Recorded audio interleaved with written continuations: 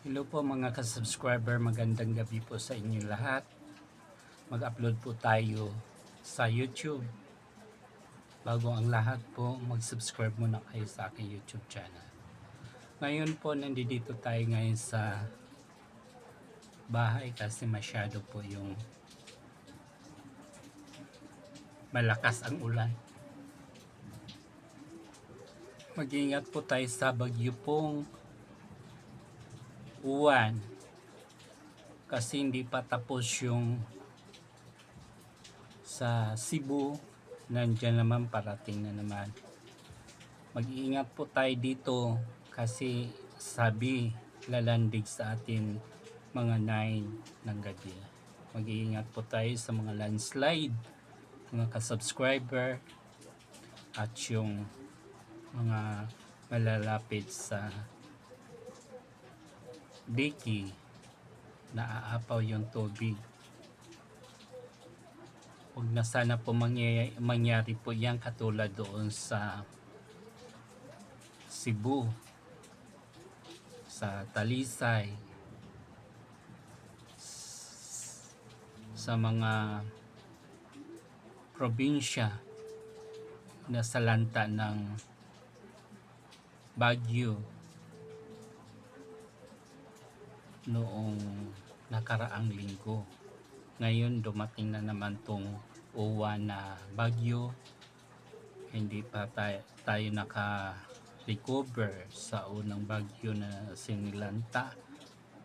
Noong dati pa, yung Lindol, doon pa rin yung sa North Cebu.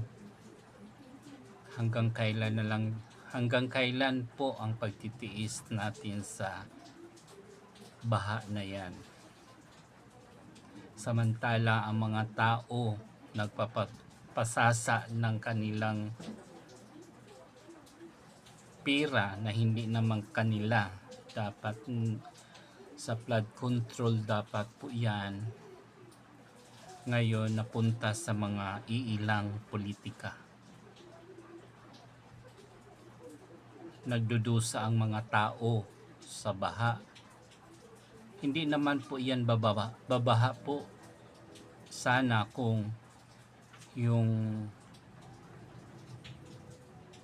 mga flood control na yan, may mga budget po yun. Dapat nasa tamang paggawa. Tingnan mo, mga purisyo po ang mga pinagagawa nila kasi mga ghost project. Ngayon ang mga tao, ang mga mamamayan ang nagdusa sa kahirapan ngayon. Mga ari-arian, bahay, lugmok po, nawala. Lahat ng ari-arian po nila nawala po. Masaklap, nawala ng mahal sa buhay dahil doon sa mga umaapaw na diki or nasira. Yung mga kabundukan po natin na walang habas, hindi binalik yung mga pinuputol na punong kahoy. Wala po, talagang kalikasan po ang nagsasabi na baka balang araw lulubog na ang Pilipinas dahil sa baha. Hindi kasi po sarili lang po kasi ang iniisip ng mga iilan, mga gahaman sa salapi. Hamak mo trilyon na pera na wala sa kaban ng bayan. Dapat po napupunta yan sa mga flood control, sa mga diki. Taon-taon dapat po yan inaayos. Yung dating kay Roja Duterte po, hindi naman sa ganun Walang nangyayari sa mga baha-baha po yan. Ngayon lang po sa kasalukuyang administration. At bakit kaya po? pagkatapos idadivert nila sa mga Duterte. Di ba? Masaklap po eh. Ang katotohanan po, mas lalo nila binabaluktot. Ang baluktot, gawin po nilang tama. Yun po yung ngayon bagong batas. Pwede nilang baluktutin ang batas. Hindi sila nagrespeto ng batas ng Pilipinas. Kasi makapangyarihan nga sila po eh. Kaya nilang manipulahin. Sabi nga ni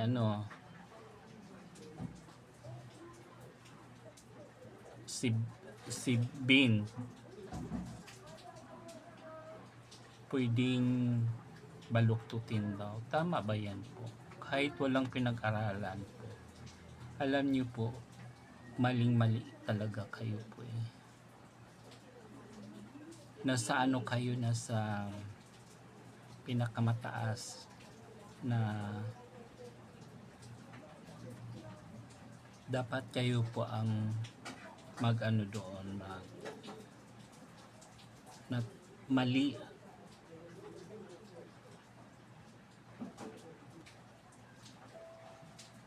Kayo po ang nasusunod sa batas, diba?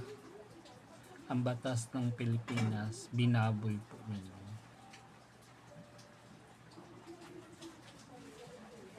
Kayo ang mabuti, ang kalaban nyo is masama. Samantalang kayo ang naglustay, nagkamukam, nakinabang ng pera ng bayan.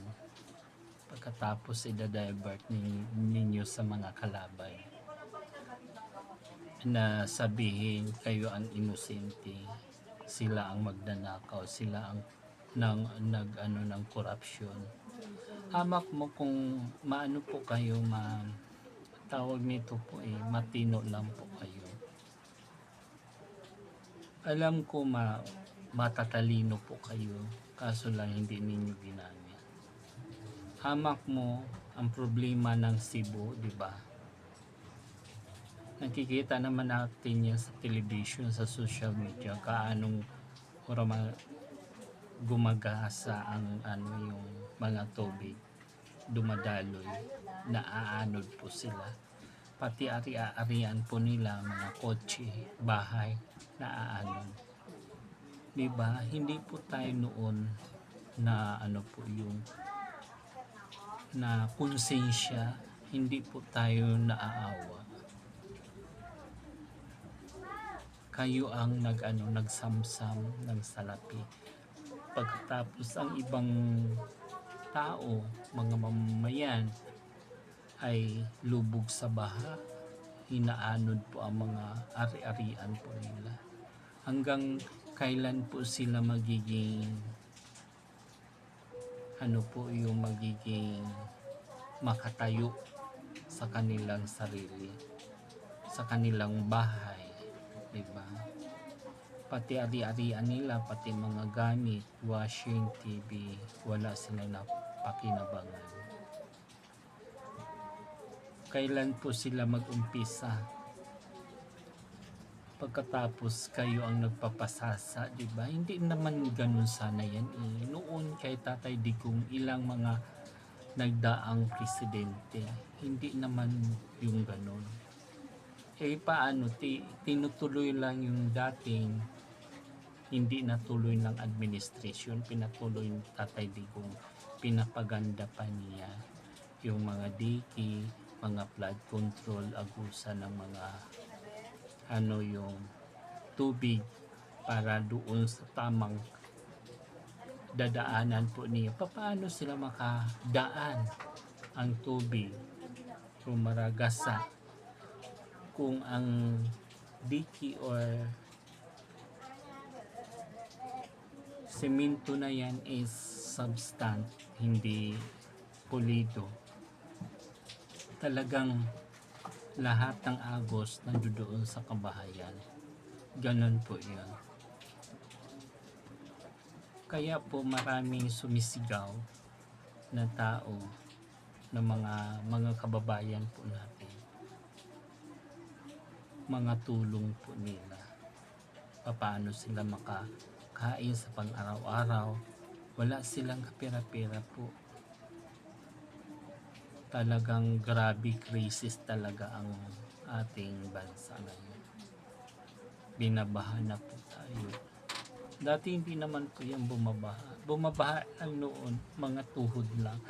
Mga ilang minuto, nawawala kaagad.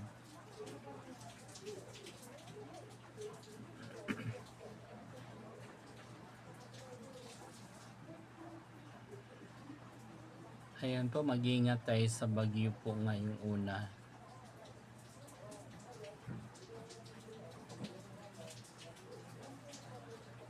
Yung bagyong uwan na bagyo po is mag-iingat po tayo. Kasi nakikita natin sa television po mga ka-subscriber, talagang hinahagupit ng mga hampas ng hangin, mga alon.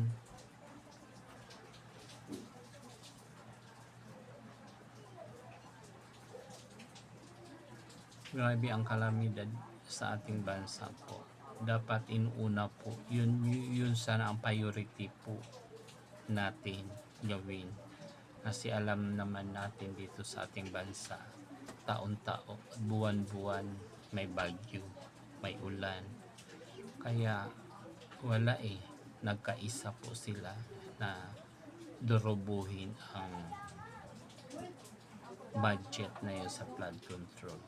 Mga ghost project, yung matinong flood control iwawasak para sirain at para may project lang sila. 'Di ba? Napakita yun dati po ang saklap ng ano po natin